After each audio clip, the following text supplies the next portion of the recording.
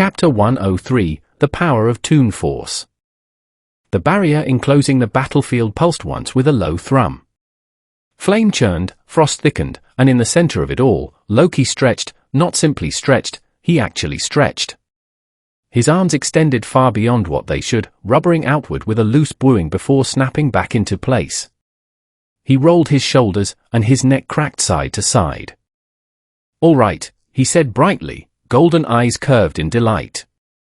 "We tried the serious approach. Let's try ours." He looked up at the two colossal dragons blotting out the sky, and then he laughed. Ha ha ha ha ha ha. Velgrind moved first. A dragon's roar detonated across the barrier, FWOSH. A column of compressed stellar flame large enough to swallow mountain ranges devoured the sky. Air melted, space warped, and the forest below evaporated into a crimson horizon. Velzard layered it instantly, KRSHHHHHHH. Absolute zero engulfed the inferno, red and white twisting together into annihilation incarnate. The impact struck with a massive BOOM. The barrier trembled, cracks flashing across its inner surface. Silence followed as smoke rolled outward. Velgrind's massive eye narrowed.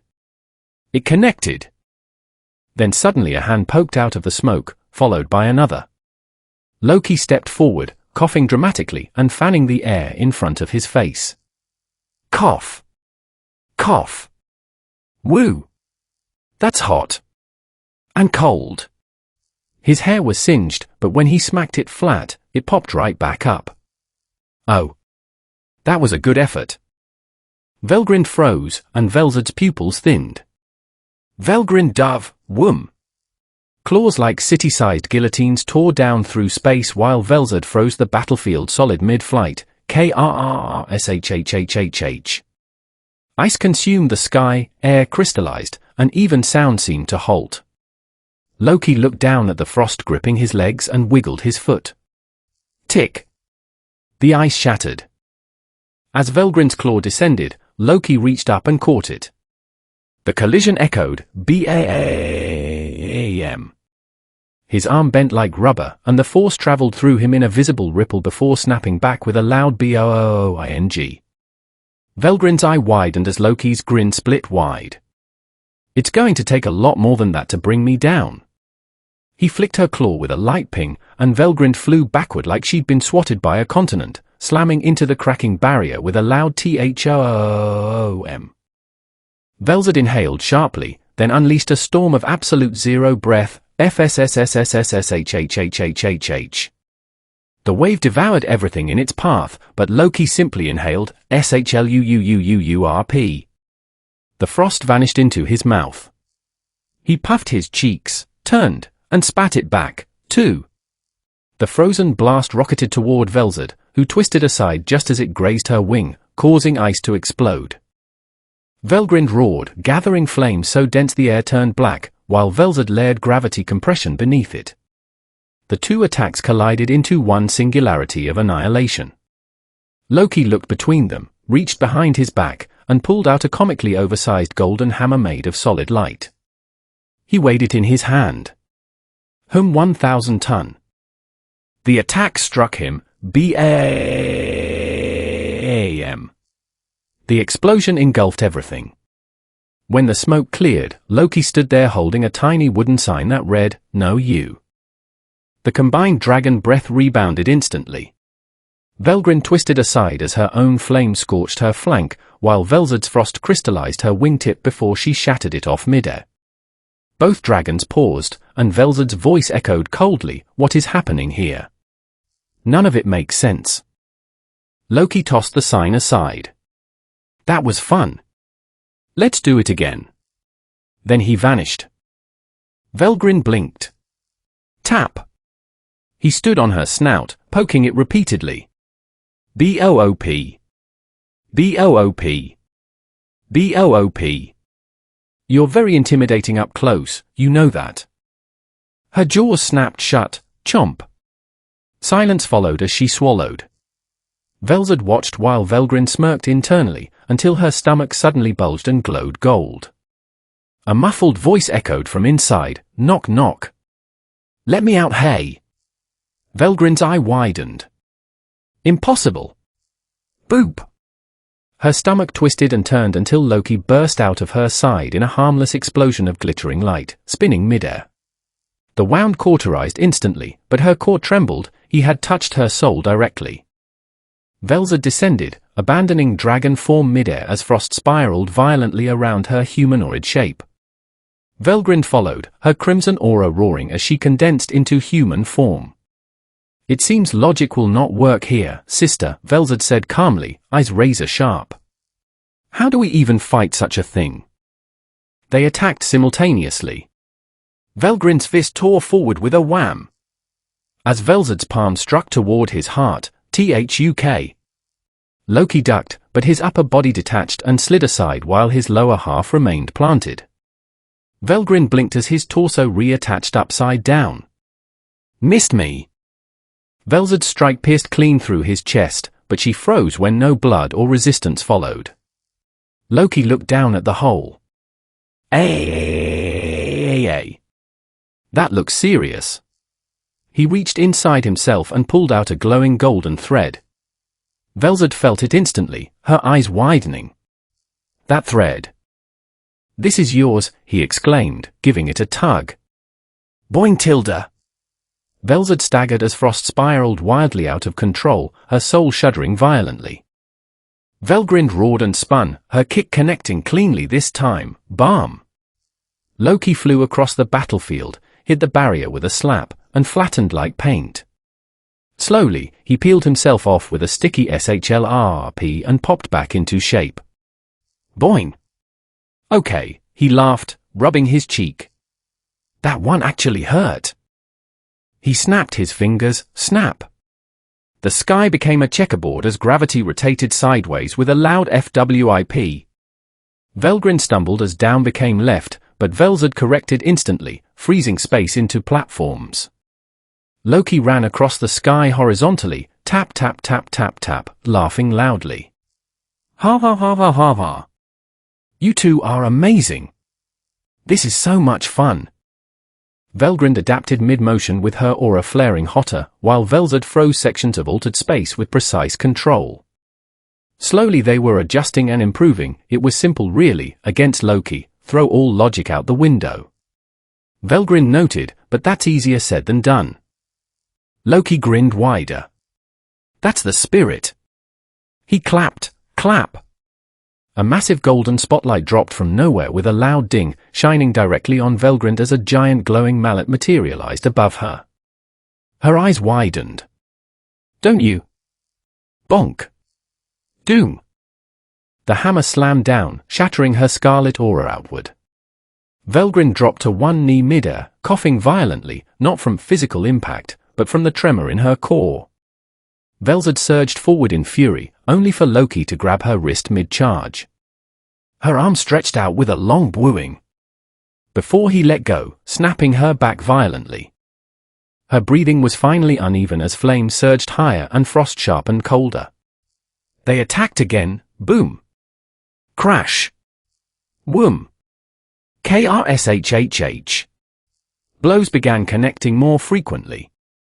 Velgrind's punch cracked across his face, thud, Velzad's elbow struck his ribs, wham, and he splattered against the barrier, slap. He dripped downward, drip, drip, and then snapped back together in a burst of golden sparkles with a light pop. Yet each time he reformed, he brightened again. They pressed harder, Velgrind's flame burned hotter than before and Velzad's frost condensed deeper than zero as they moved in perfect synchronization. And still, Loki laughed, spinning between them like a golden comet, stretching, flattening, reforming, and landing hits that made even true dragons flinch. Velzad's breath came faintly uneven as every strike from him chipped at their souls directly. He floated upward, hovering above them both as his golden aura waved in warp patterns. "This," he said, his laughter soft but manic, "is fun." The barrier trembled violently under their combined power as flame coiled, frost sharpened, and light twisted into impossible geometry. Chapter 104, for VS1. The Holy Empire of Lubelius burned. Cathedrals had collapsed into fractured marble, and holy sigils flickered weakly across the capital as sacred barriers struggled to reassemble themselves. The sky above was torn open in golden fractures where light had passed without permission. At the center of the devastation, Loki stood calmly, radiant and untouched. Before him floated a suspended, crystalline box of divine sealing inscriptions, with layer upon layer of holy formulas wrapping around a dormant consciousness within. On one knee below him, breathing unevenly, luminous Valentine glared upward with crimson eyes burning in fury. "You fiend," she hissed. "Don't you dare put your hands on that woman." Loki tilted his head slightly. Inside the box, the sleeping Mana's Cronoa flickered faintly, an echo of consciousness, restrained but vast. "Our master," Loki replied evenly, "harbors a deep desire for a skill known as unlimited prison. And it seems this dormant Mana's possesses access to said ability. So we shall take it." Luminous' expression tightened as a flicker of calculation crossed her face. "Damn it. This thing has already damaged my soul. I cannot defeat it alone." "What would your master want with unlimited prison?" she demanded sharply. Loki did not answer. He touched the box, causing the inscriptions to flare violently. ZZZRRT. Chains manifested around his arm, attempting to bind, purge, and expel, but they snapped one by one. CRK. CRK. Crack. Golden light slipped through the seals like ink through paper. The dormant manas pulsed, and for a moment, time seemed to stall. Then, a surge of information flooded into him. The air distorted, the box dimmed, and Loki withdrew his hand. "Well then," he said calmly. "This should suffice." The crystalline seal shattered into harmless fragments of light. Below him, Luminous slowly rose to her feet with her expression changed to raw, personal, unrestrained fury. "How dare you?" Her voice trembled from rage. "How dare you?" The aura around her surged violently, shaking the ruined city. "First you arbitrarily attack me," a pulse of energy cracked the stone beneath her feet. "Then you attack my capital," the cathedral ruins behind her lifted slightly from the pressure. "And then you touch Hinata," the air trembled. "But you do not stop there. You also touch Chloe." Her aura spiked as the sky darkened above Lubelius. "I swear," she said, her voice trembling with wrath, "I will kill you." Loki regarded her without emotion. "We do not care for your grievances." The pressure around Luminous exploded outward. "Is that so?" She vanished. Crack! The ground beneath Loki shattered as her fist connected with his jaw. Boom! The impact sent him flying across the country in a streak of golden light, tearing through mountain ranges, cathedral spires, and holy wards. Thoom! Crash! Rumble! He finally came to a halt miles away, his boots skidding across torn earth. He exhaled softly, having suffered minimal damage. Above him, Luminous was already floating, her aura blazing like a wrathful goddess. Loki sighed. "Can you not see?" he asked evenly. "You cannot win. It is pointless." "You do not get to tell me anything," Luminous snapped. "I shall decide whether it is pointless or not, you brute with no class." The air shifted as a new presence entered the battlefield. A calm, almost amused voice echoed behind her, "Luminous. Your country appears to be in rather poor condition. Do you perhaps require assistance?" Luminous turned, her eyes widening. Hovering in the sky behind her stood Leon Cromwell with his golden aura contained and steady, flanked by two maids, blue-haired Rain, who folded her arms, and green-haired Misery, who bowed her head slightly. "Lady Luminous," they said in unison. Luminous blinked. "Leon, and the maids? What are you three doing here?" Rain pointed lazily with her thumb. "Guy sent us as reinforcements." Misery nodded. "Worry not, Lady Luminous. We shall defend this nation as if it were our own." Luminous exhaled slowly. "I see. So Guy has determined this angel to be a threat. Yet he makes no effort to come here himself." Leon adjusted his stance slightly. That is because Guy has gone to deal with the real Loki. Luminous froze. The real Loki? Leon's gaze shifted briefly toward the radiant figure in the distance. I mean exactly that. The one before you is merely a clone. Luminous failed to mask the shock in her eyes. A clone, you say? Her gaze flicked back to Loki. Are you telling me that a mere clone did this much damage to my country? And I could not even defeat it? Leon spoke calmly. Do not feel overly embarrassed. Loki is strong. A faint smirk crossed his face. His behavior is rather brute and honestly unclassy. But his strength is nothing to joke about, especially now that he has become an angel. Lumina studied him carefully, her voice lowering. Why does it seem you know him, Leon? Who is this angel? Leon's expression did not change. Explaining now would be complicated. His circumstances are special. Luminous held his gaze a moment longer, then nodded once. Fine. But after this, I demand an explanation. Rain suddenly squinted at the distant golden glow. I think the fake Loki is preparing something. All eyes turned. In the distance, Loki hovered calmly as golden light gathered around him once more. Adding numbers will not make a difference, he spoke calmly, his eyes gleaming faintly. The difference in strength is palpable. Rain clicked her tongue. He talks too much. Misery's expression remained gentle. Do not underestimate him.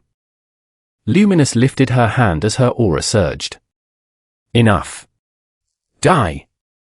She vanished, crack. Space shattered as Luminous appeared directly before Loki, her fist cloaked in condensed holy annihilation. Loki tilted his head slightly as her punch connected with a loud boom. A shockwave tore across the capital, splitting clouds. Loki skidded backward midair but took no significant damage. Luminous followed instantly with a second strike, planting her palm to his chest with a heavy thud. A pulse of holy exorcism detonated from point-blank range.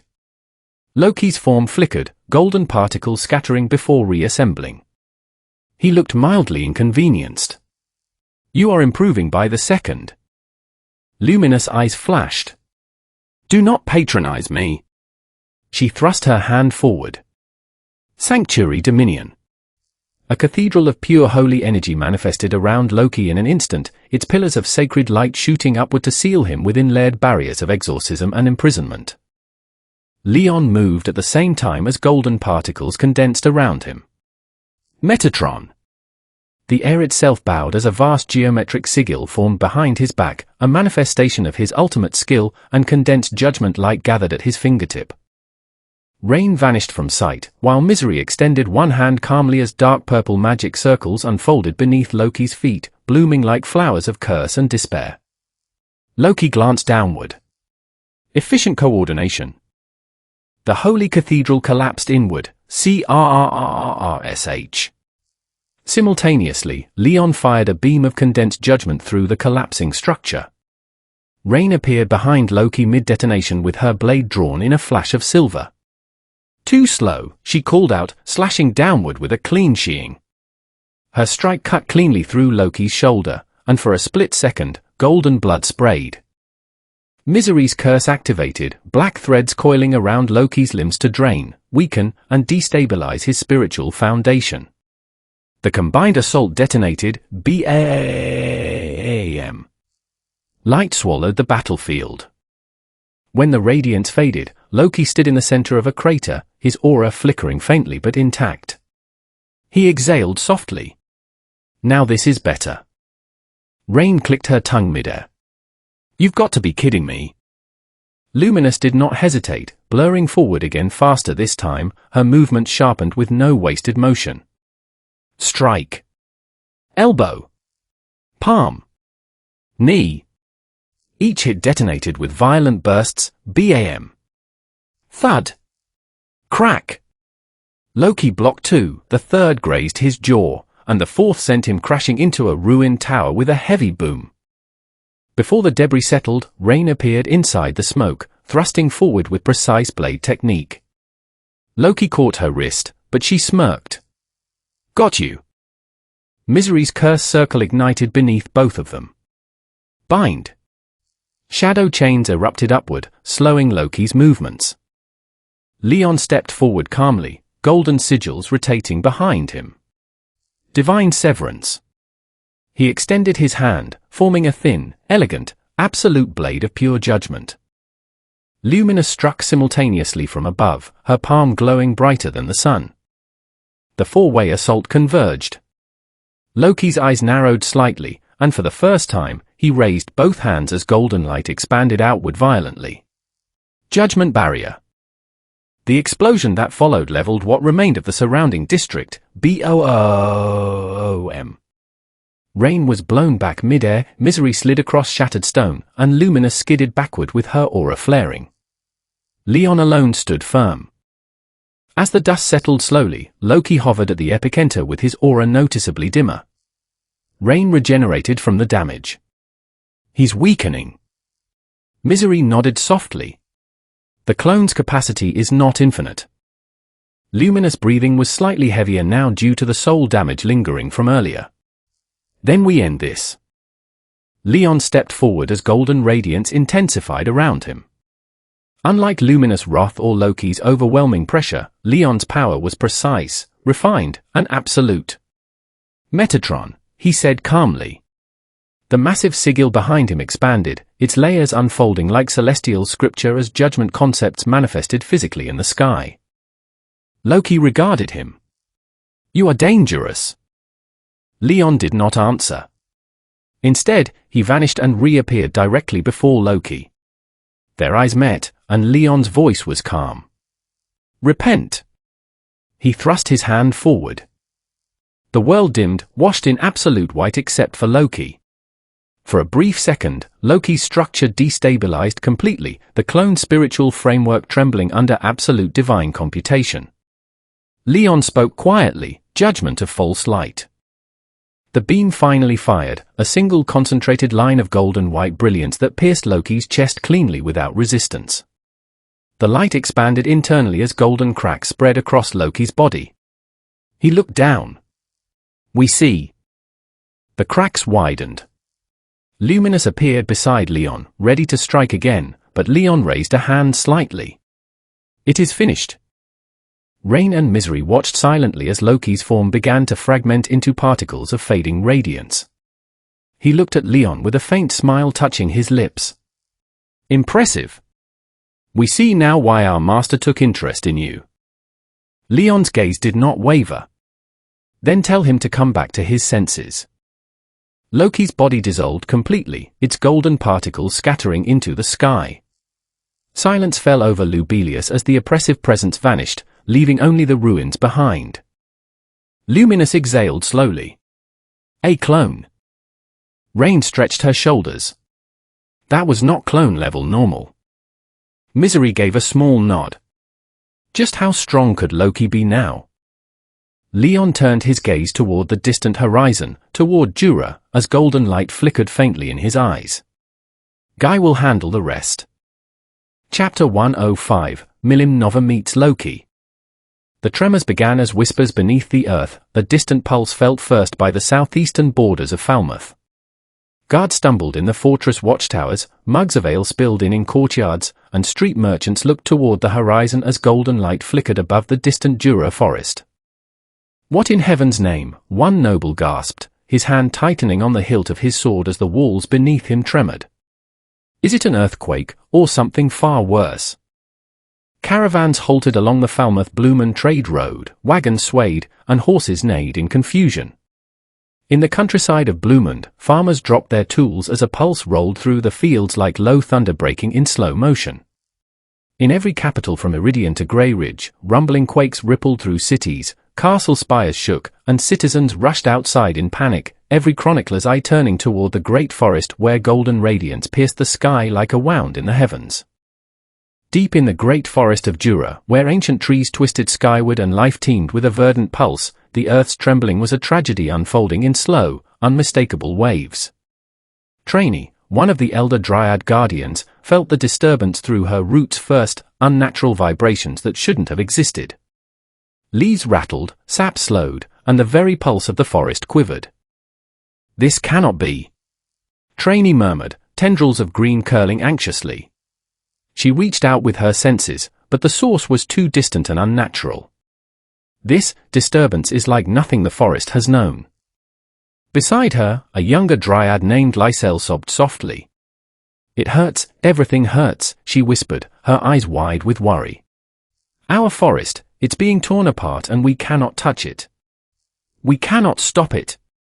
Trainee's vines wrapped around her protectively, but even the oldest tree stood silent, powerless echoes in a war whose epicenter lay far beyond their domain. The great forest trembled, and the dryads watched helplessly.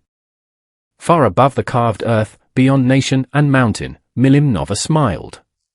For once, the universe felt interesting, not dull or stagnant, but alive with chaos. She hummed thoughtfully, her eyes glowing with excitement. Placing both hands atop her cheeks, she tilted her head. "Something big is going on, and it's loud." High upon a balcony, the true demon Lord Milim Nova appeared in a cascade of shimmering pink light. "Wee-hee," she giggled, her eyes shining like twin starlights.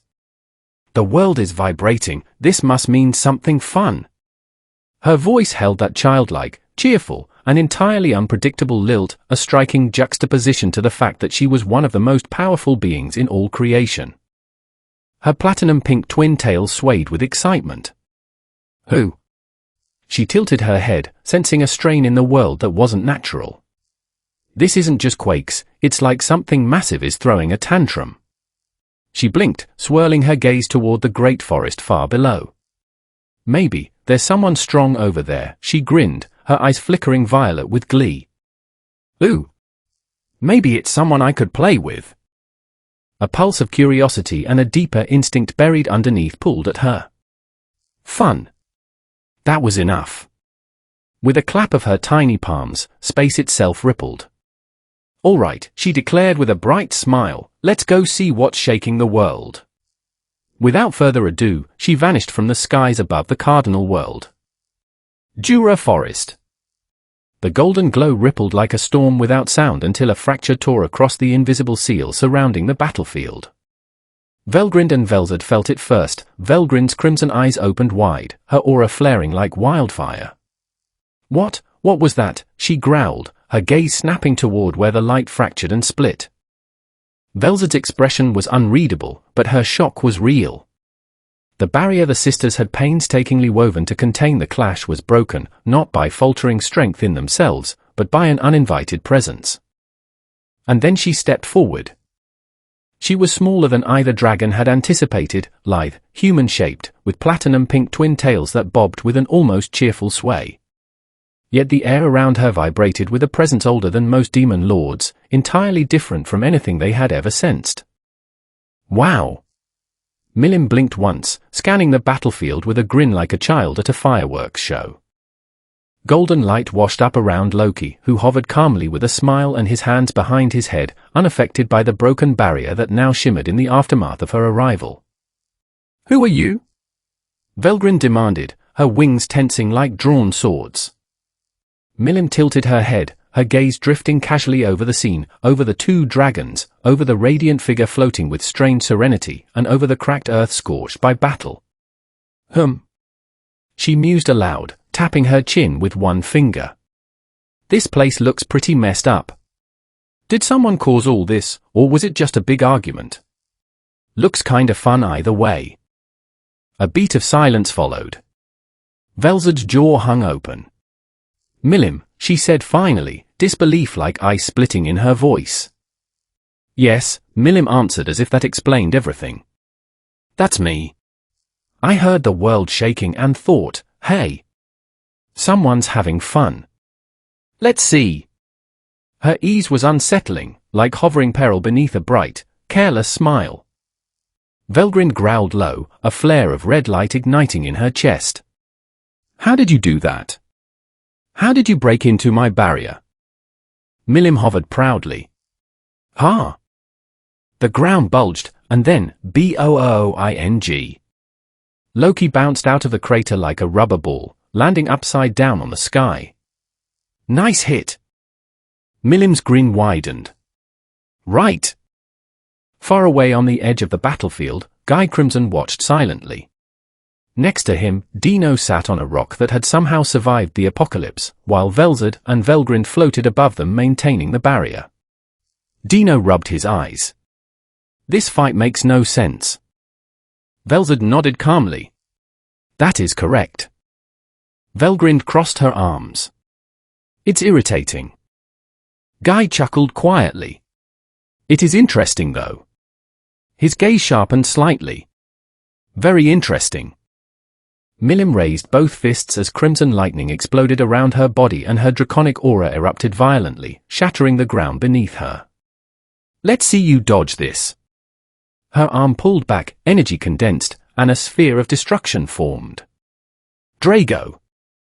Before she could finish, Loki suddenly pulled out a giant red stop sign. Bonk. Milim slammed face first into it. Oh. Loki nodded approvingly. Safety first. Milim blinked, her eyes twitched, and then she started laughing. Hava hava. She ripped the sign in half. Again. Guy spoke calmly, his single word cutting through the chaos. Pathetic. Loki turned. Guy looked directly at him. No, he corrected himself, pathetic is too generous. Milim paused midair as Dino sighed, here we go. Guy's crimson eyes locked onto Loki's body. You let a skill control you. He shrugged. That's embarrassing. Loki scratched his ear. Wow. He leaned toward Milim. Is he always this dramatic? Milim giggled. Guy ignored them. I expected more. He crossed his arms. If that's all it takes to break you, then maybe you were never worth fighting. Silence hung in the air before Loki burst out laughing. Hava hava. Oh wow. You think that'll work? He snapped his fingers, creating a giant neon sign in the sky that read, "Try harder." Dino nodded lazily. Yeah. Not happening. Velzard agreed, the personality difference is too drastic. Velgrind added coldly, he's completely suppressed. Guy said nothing, but his eyes remained fixed on Loki. Milim suddenly appeared again, her kick tearing through the sky, boom. Loki blocked with a frying pan, clang, sending shockwaves tearing across the battlefield. Milim laughed, again. Loki pulled out an umbrella, but her punch bent it inside out with a quick FWIP. The umbrella snapped back, launching him like a rocket, whoosh! He crashed into the barrier, causing Velzard's eyebrow to twitch slightly. Loki slid down slowly. I meant to do that. Milim wiped tears from her eyes. You're hilarious. But suddenly, Loki froze, just for a moment. Milim tilted her head. Who? Deep inside his mind, a voice echoed, enough. The Mana's smile flickered. Oh, he whispered quietly. You're waking up already, Master. Guy continued speaking quietly, but sharply. You're weak. Too weak to control your own power. The Mana's eye twitched as the real Loki moved inside. Guy stepped forward, his voice turning colder. I was looking forward to fighting you. But if this is the real you, I'm disappointed. Inside the mind, something snapped. The Mana suddenly grabbed his own head. Oh. Milim blinked. You okay? The Mana's forced a grin. All good. But sweat formed on his forehead as the real Loki pushed harder. The Mana spoke internally, his voice urgent. Master. You must wait. We're not ready yet. Just a little longer. I can fix everything. Images flashed through Loki's mind, power, freedom, a perfect world. You just need to trust me. Silence followed, and then Loki spoke, no. The Mana's eyes widened. Wait. The pressure exploded as his body jerked violently. Milim blinked. Oh. Guy's eye sharpened as Loki's will erupted like a tidal wave inside. The mana screamed internally, "Master, stop! I'm doing this for you." The answer came cold, "I didn't ask you to." The control shattered and the sky grew quiet. The man floating above the battlefield lowered his head as silence filled the air. Milim tilted her head. "Loki?" Slowly, he raised his head and smiled. But this smile was different, calm, sharp, real. He looked directly at Guy, his voice carrying clearly, "Don't call me a weakling." Guy's grin slowly widened. Loki cracked his neck and his eyes glinted. "And don't act like you know me. Scum." Milim's shoulders slumped as she sighed dramatically, "Ah. Now the fun part is over." For a moment, the battlefield fell silent. The wind slowly passed over the devastated landscape of the great forest of Jura, where massive craters scarred the ground, entire hills had been flattened, and trees had been snapped like twigs. Yet despite the scale of the battle, most of the forest still stood. A faint shimmering dome surrounded the battlefield. The layered barrier maintained by Velzard and Velgrind had contained the worst of the destruction, for without it, half the forest would already be gone. Velzard spoke calmly. The damage would have spread across the entire region otherwise. Velgrind scoffed. "Be grateful we even bothered." Nearby, Guy Crimson chuckled. "I never doubted you two would do your job." Velgrind glared at him immediately. "Do not speak as if we are allies." Guy only smiled wider. "Oh? But aren't we technically family here?" Velgrind's aura flared dangerously. "Do not test my patience, Guy." Dino sighed from where he lazily sat on a floating chunk of stone. "Man, can we not start another fight today?" Above them, Loki floated silently as the strange white garments that had covered his body moments ago began to dissolve like mist. The golden glow around him dimmed, and then his true appearance returned. A sharp maroon suit formed across his body, black gloves wrapped around his hands, and dark polished shoes materialized beneath his feet. Even the color of his hair shifted, gold draining away until deep maroon replaced it, followed by his eyes burning maroon. Velzard observed quietly. "So the possession has ended." Velgrind crossed her arms. "It appears so." Milim leaned forward curiously, grinning. "Oh. You look different now." Loki glanced down at his suit and brushed imaginary dust off the sleeve. "Much better." Then he stretched his neck lazily. "Cartoon physics were fun and all, but I prefer being myself." He looked at Guy. Guy clapped slowly, his tone dripping with sarcasm. "Well done. You managed to take control of your own body." He tilted his head. "Congratulations." Loki scratched his cheek. "That was supposed to be impressive." Guy smirked. "For someone like you?" "Yes." Milim blinked between them, whispering excitedly, "Ooh. They're gonna fight next." Dino groaned. "Please no." Loki pointed at Guy. "You talk a lot for someone who showed up late." Guy shrugged. "I wanted to see if the rumors were exaggerated." "And?" Guy's smile widened. "They weren't." Loki chuckled. "Flattered." Guy leaned forward slightly. "But you still lost control. Embarrassing."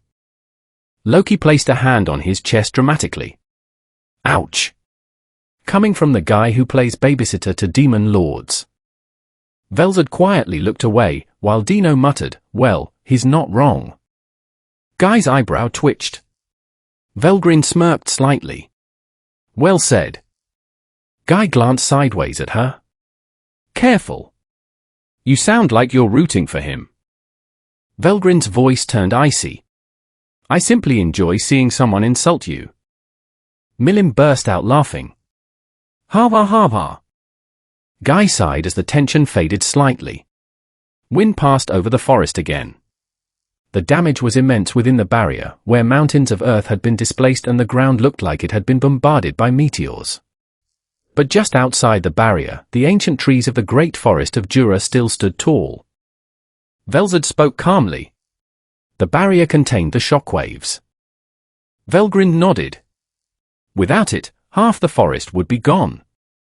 Milim floated upside down midair. Oops.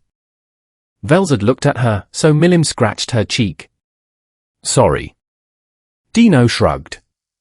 At least you didn't destroy the planet. Milim gave him a thumbs up. Yet. Dino stared at her. Please don't. Elsewhere, the Holy Empire of Lubelius. Far away, within the ruined capital of the Holy Empire of Lubelius, the tremors finally stopped, and silence spread across the devastated city of cracked cathedrals, collapsed towers, and districts reduced to rubble. At the center of it all stood luminous Valentine, her crimson eyes slowly scanning the destruction. Once, this had been a shining holy nation, a place of faith and order. Now it looked like a battlefield. Behind her stood Leon Cromwell, along with the two maids, Rain and Misery. Rain scratched her head. Well, the shaking finally stopped. Misery nodded quietly. It appears the battle has ended. Lumina said nothing, her gaze remaining on the ruined city as memories surfaced of a dragon's roar, a storm of destruction, and the day Veldora had once rampaged through her lands. Cities had burned and civilization had been erased in moments. She had rebuilt everything, piece by piece, century after century. And now, again, someone had reduced it to ruins. Her nails dug slightly into her palm. Unbelievable. Rain carefully asked, so, who do we blame this time?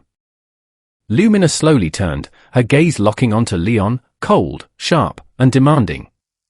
Leon. Her voice carried quiet fury. You said you know that angel. Leon remained calm, but he knew exactly who she meant. Lumina stepped forward, her crimson eyes burning. Tell me. The air grew tense. Who, her voice hardened, is that angel? Chapter 110, A Vanishing Presence. A silent tension filled the sacred halls of the angelic realm. The space itself felt strange. Moments ago, something immense and divine had existed, and now it was gone completely. At the center of the hall stood Feldway, his expression colder than usual. Gone, his voice echoed through the chamber. Nearby, Zelario folded his arms. You mean the presence from earlier? Feldway didn't answer immediately, instead, his eyes slowly narrowed. Yes. Across the chamber, Cornu frowned, scratching his chin. That's impossible. It felt like a primordial class existence. And yet now, nothing. Not weakened, not distant, but just gone, as if it had never existed. The silence stretched until a calm voice spoke, Obra. It disappeared very suddenly. Her tone remained composed, but her eyes quietly studied Feldway's reaction. Feldway slowly exhaled, his words sharp. I cannot sense it at all. Not a trace. Zelario raised an eyebrow. That's unusual. Cornu chuckled slightly. Maybe it died. Feldway's gaze snapped toward him, and Cornu immediately stopped laughing. Right. Bad joke. The room fell quiet again as Feldway turned away from them to stare into the vast sky beyond the hall. That presence. His voice lowered. It carried the purity of an angel. He paused. But also. Zelario finished the thought. Something darker. Feldway nodded. Yes. Obra watched the exchange carefully. Angel, yet something else. That strange duality had been obvious to her as well. But unlike the others, she did not feel confusion, she felt relief. It had disappeared, which meant Feldway couldn't track it, couldn't locate it, and couldn't manipulate it. Obra kept her face completely neutral, though inside her mind she thought, good. Stay hidden. Feldway slowly clenched his hand. This is unacceptable. Cornu blinked. You're angry. Feldway turned toward them, his voice echoing through the chamber. For countless years we have waited for the return of Veldanava. Every powerful existence is a potential piece of that future. His eyes darkened slightly. And yet this one vanishes before we can even identify it. Zelario nodded slowly. So you wanted to recruit it? Recruit? Feldway replied, his gaze sharpening.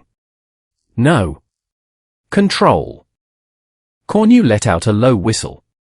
Direct as always. Obara finally spoke again. Feldway. He looked toward her as she kept her tone measured. Even if that being is an angel, that does not mean it should be treated as a weapon. The room went quiet. Solario glanced sideways, Cornu raised an eyebrow, and Feldway stared at Obara for a long moment before speaking. You misunderstand. His voice was calm again. I treat everything as a weapon. Silence returned as Obara lowered her gaze slightly. She had expected that answer, of course she had. Feldway turned back toward the endless sky. Whatever that being is? His voice echoed softly as he slowly closed his eyes. It will appear again. And when it does? The air itself felt colder. We will be ready. Far away, within the shattered capital of the Holy Empire of Lubelius, the air still smelled of dust and destruction. Collapsed buildings surrounded the ruined cathedral square, and at its center stood luminous Valentine, her crimson eyes fixed directly on Leon Cromwell. The tension in the air was suffocating. Leon. Her voice was calm, too calm. Answer my question. Behind Leon stood two familiar figures. Rain lazily leaned against a broken pillar, while beside her, Misery watched the exchange quietly. Luminous gestured toward the destroyed city, her voice sharpening. This. Someone did this. And you know who. Leon remained silent for a moment before sighing. You're correct. Rain whistled softly. Well, he's admitting it. Misery nudged her lightly, but Rain shrugged. What? It's true. Luminous ignored them, her gaze never leaving Leon. Who is he? Leon crossed his arms. I cannot give you a complete answer. Luminous' eyes narrowed. That is not acceptable. But I can tell you this much, Leon continued anyway, looking toward the horizon. That being is both an angel and a demon. Luminous blinked, tilting her head slightly. Excuse me? That should not be possible. Leon nodded. Normally, yes. But that one exists outside the usual rules. He possesses the energy of an angel, but his existence.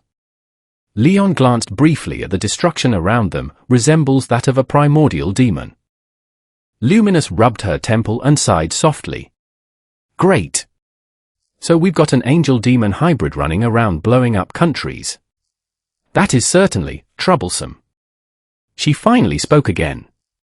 And his name? Leon paused, hesitating for the first time. That. I will not reveal. Luminous stared at him for several seconds, then turned away. Her long hair swayed behind her as she began walking toward the ruined city streets. Rain blinked. Where are you going? Luminous didn't stop walking. If you will not answer me, then I will ask someone who will. Leon already knew who she meant, and Rain did too. Oh. Rain shuddered. Guy-sama is gonna hate this. Misery nodded. Yes. Luminous stopped briefly, her crimson eyes looking toward the distant horizon. Guy Crimson will answer me. For hours, the world had trembled as mountains shook, seas churned, and cities held their breath. Powerful beings across the world had felt the violent collision of monstrous energies clashing somewhere far away, and then, just as suddenly as it began, it stopped. The silence afterward felt almost unnatural. Dust drifted slowly through the broken streets of the Holy Empire of Lubelius, where collapsed buildings lay scattered like fallen dominoes. Several figures slowly stood from the debris, with Hinata Sakaguchi at the center brushing dust off her coat and quietly scanning the horizon. Around her, the 10 great saints struggled to stand, bruised, exhausted, and very confused. My ribs," muttered Bacchus, clutching his side. "That pressure earlier," said Guard, wiping blood from his lip. It felt like the world was ending. Fritz looked around the ruined street nervously. But It stopped. Hinata said nothing, her sharp eyes remaining fixed on the distant sky. The tremors had been violent enough to shake the entire region, but now there was nothing, not a single ripple of that overwhelming energy remained. Guard exhaled slowly.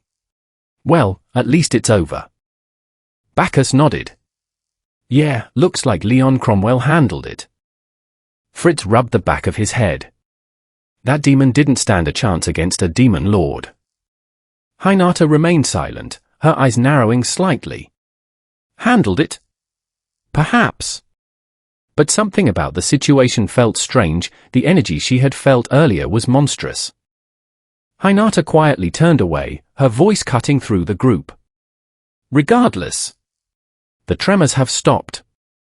She began walking forward through the ruined street. Our priority now is restoring order. Behind her, the saints quickly followed, though several of them still glanced nervously toward the distant sky. None of them had any idea what had truly happened. The Sorcerer Dynasty of Sarian. Within the shining halls of the Sorcerer Dynasty of Sarian, elegant crystal windows overlooked a peaceful forest. Standing beside one of those windows was Elmesia Liu Sarian. The trembling had finally stopped, and she gently sipped her tea. How dramatic! Behind her stood several royal attendants, one of whom spoke carefully. Your Majesty, the disturbances across the continent appear to have ended. Elmesia nodded. So it seems. She looked out at the sky thoughtfully. The magical tremors had been strong enough to reach even Sarian, something absurdly powerful had been fighting somewhere in the western regions, and now there was only silence. Her lips curled slightly. This will certainly complicate things. An attendant blinked. The Western Nations Conference, Your Majesty.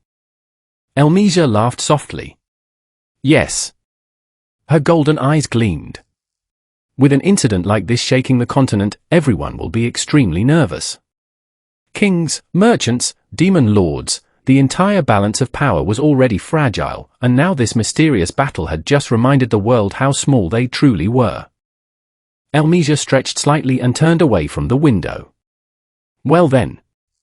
I suppose it's decided. The attendant tilted their head. Your Majesty. Elmesia smiled mischievously. I won't be attending the conference. The room went silent as the attendant nearly choked. Why, Your Majesty? Elmesia waved her hand casually. Oh, relax. Her eye sparkled with amusement.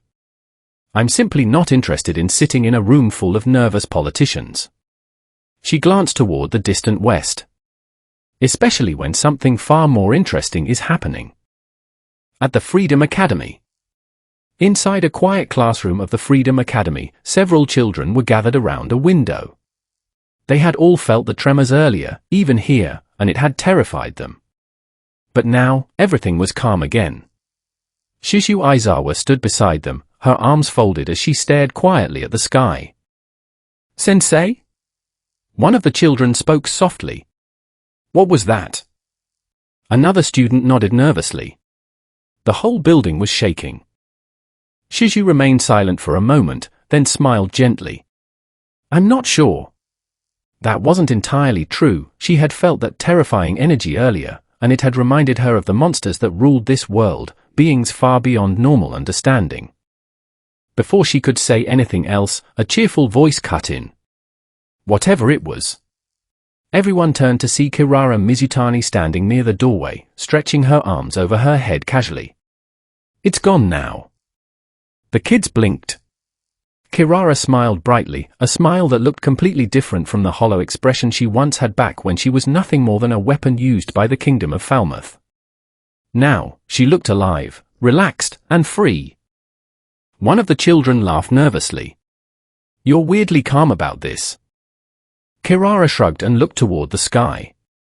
Well, if something strong was fighting out there, it means someone else strong stopped it. Then she grinned. So everything worked out, right? The kid slowly nodded, while Shishu quietly watched Kirara and smiled. In a hidden chamber. In a dimly lit room somewhere far away, two figures sat across from each other. One of them leaned back in his chair lazily as Yuki Kagerazaka tapped his finger against the table. Well. He looked amused. That was unexpected. Across from him sat Kigali, her expression far more serious. The tremors were enormous. Yuki nodded. Yep. He grinned.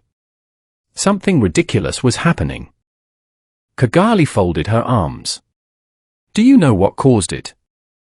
Yuki tilted his head, his smile widening slightly. No idea. But I'd love to find out. Kigali studied him. You're enjoying this? Yuki chuckled. Of course I am. His eyes gleamed with curiosity. The world just shook like it was about to break, and we don't even know why. To Yuki, that was exciting. A new unknown variable had appeared on the board. Kigali looked toward the distant west, her voice lowering.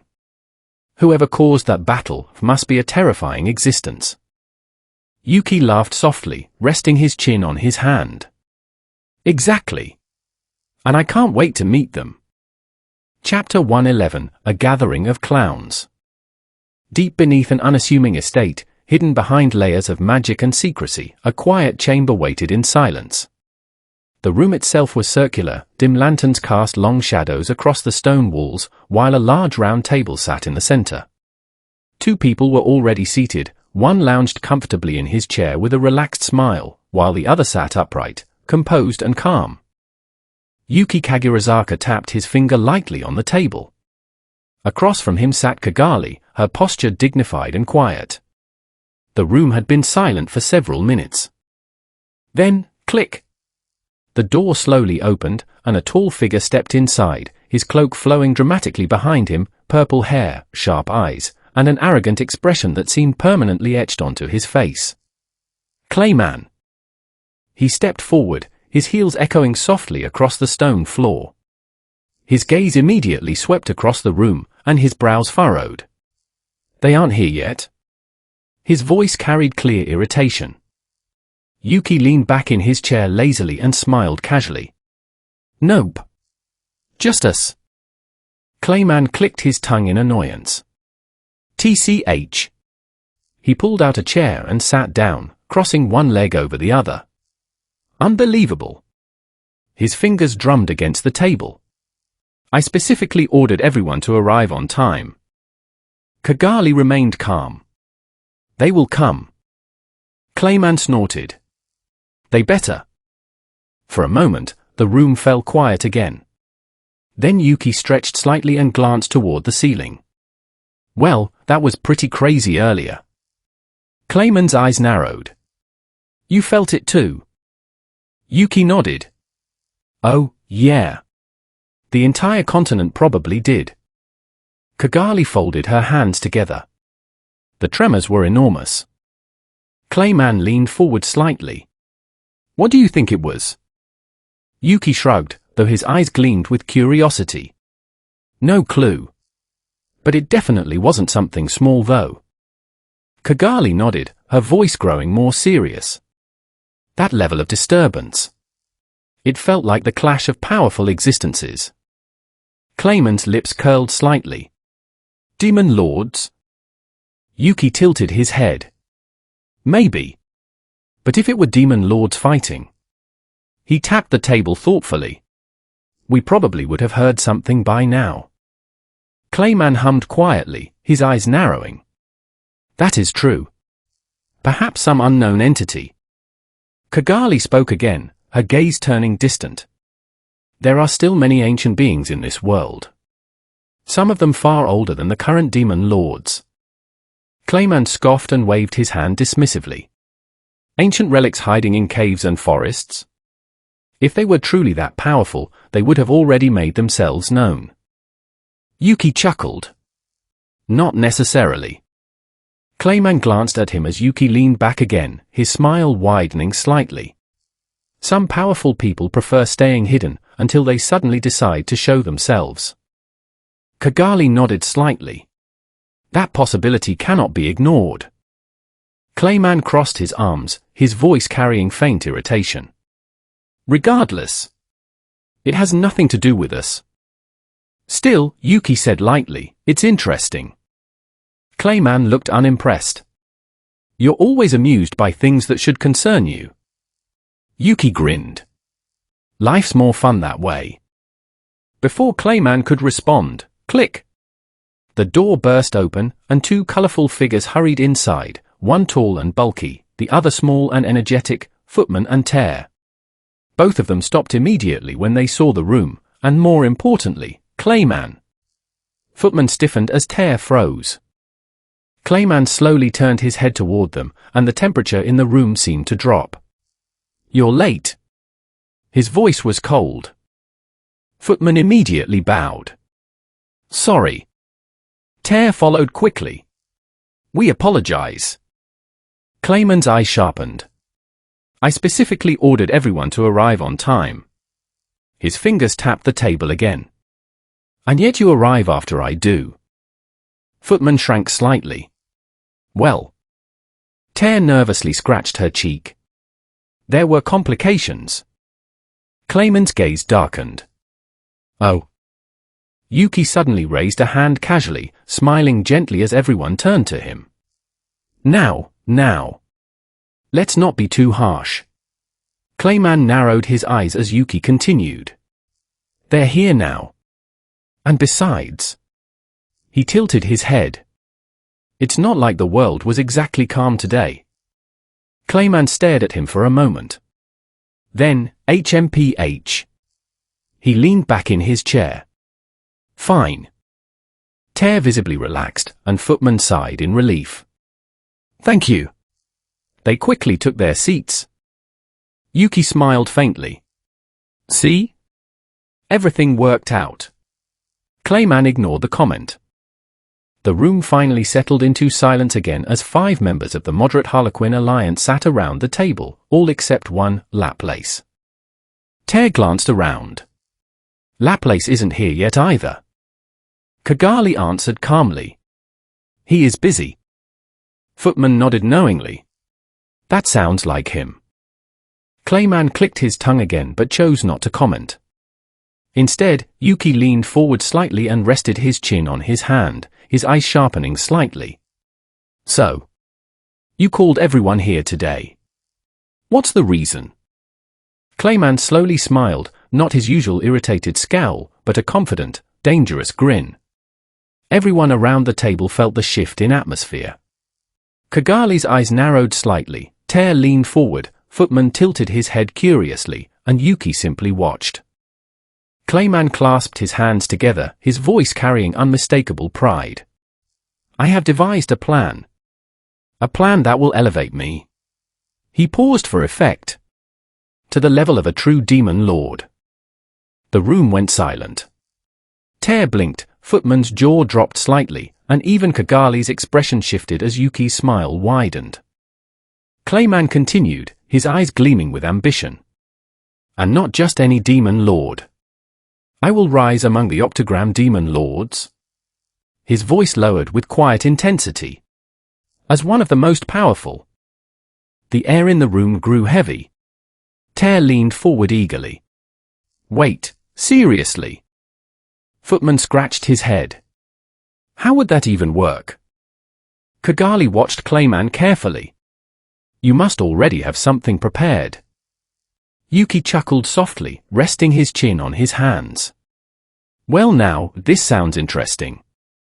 Clayman leaned back in his chair, his smile widening. Oh, it is. His eyes gleamed with scheming ambition. Very interesting indeed. The chamber remained silent as 5 figures sat around the circular table, the dim lantern light flickering across their faces. At the center of that silence sat Clayman, wearing a satisfied smile as his declaration still lingered in the air, I will become a true demon lord. No one spoke for a few seconds. Then Tear leaned forward first, her tone holding excitement rather than caution. What kind of plan are we talking about? Beside her, Footman scratched the back of his head. Yeah, becoming a true demon lord isn't exactly something you just decide to do. Clayman smiled smugly. That is precisely why I gathered all of you. Across the table, Yuki Kagurazaka rested his chin on his palm, watching with clear interest. Next to him, Kigali remained quiet, her golden eyes studying Clayman carefully. Clayman slowly leaned back in his chair. My plan, he said calmly, involves gaining control of one of the most powerful demon lords currently alive. The room stilled again. Tear blinked. Wait. Footman leaned forward. Which demon lord? Clayman's smile widened. Milim Nova. The reaction was immediate. Footman nearly fell out of his chair. What? Tear slammed her hands on the table. You're insane. Even Kigali's composed expression tightened slightly, only Yuki continued smiling calmly. Clayman seemed pleased by their reactions. Yes. Milim. He crossed one leg over the other. The Destroyer.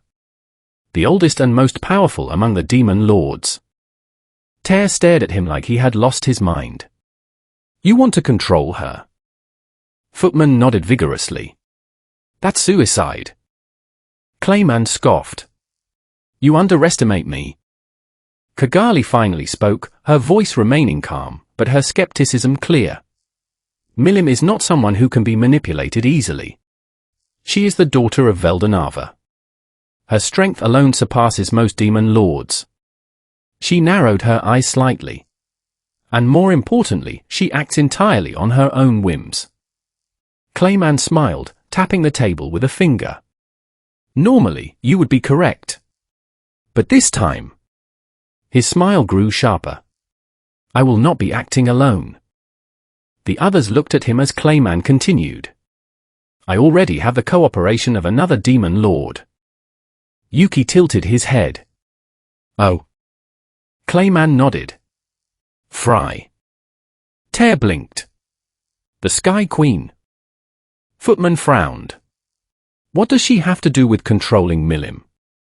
Clayman's grin returned. Fry possesses knowledge of a method capable of controlling Milim. Kigali's eyes narrowed again.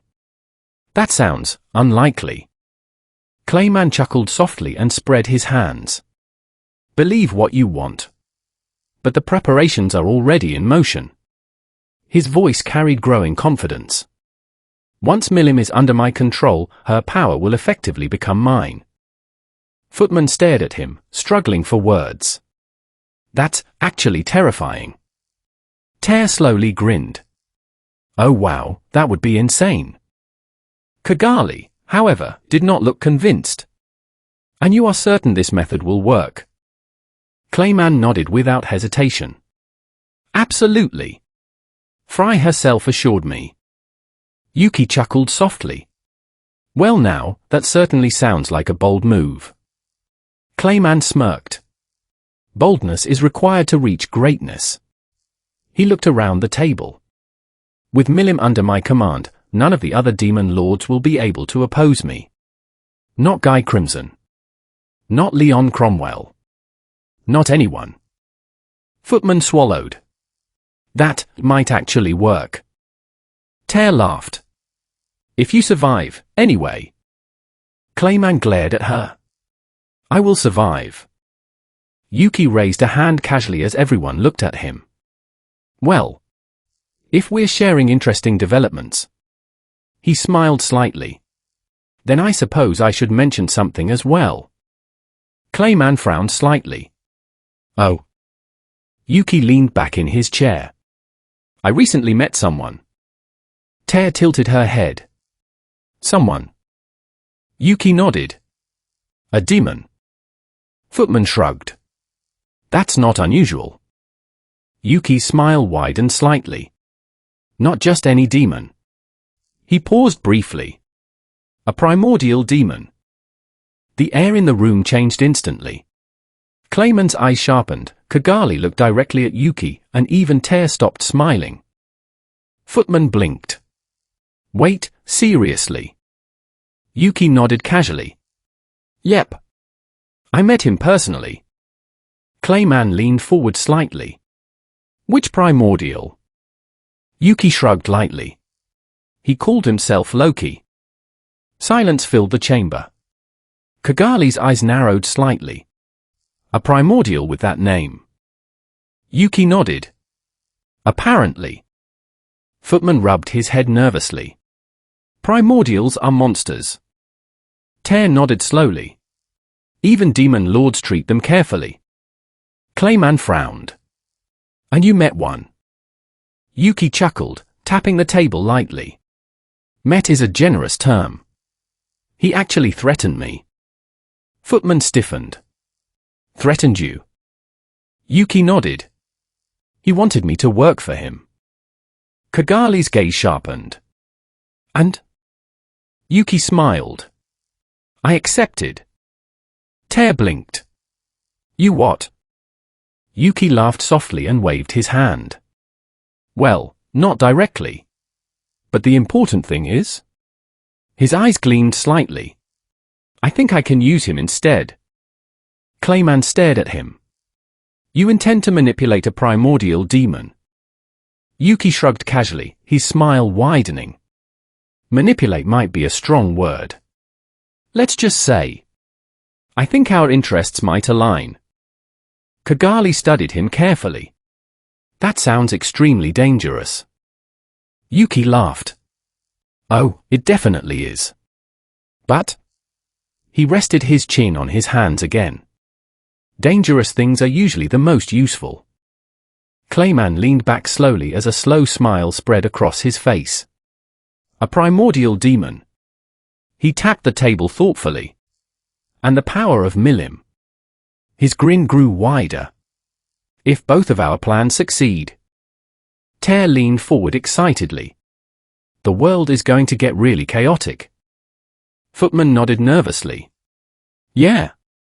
Kigali remained silent for a moment before sighing quietly. This is going to end badly. Yuki chuckled. Oh, probably. Clayman, however, only laughed, a sharp, ambitious laugh that echoed through the chamber. Then let chaos come.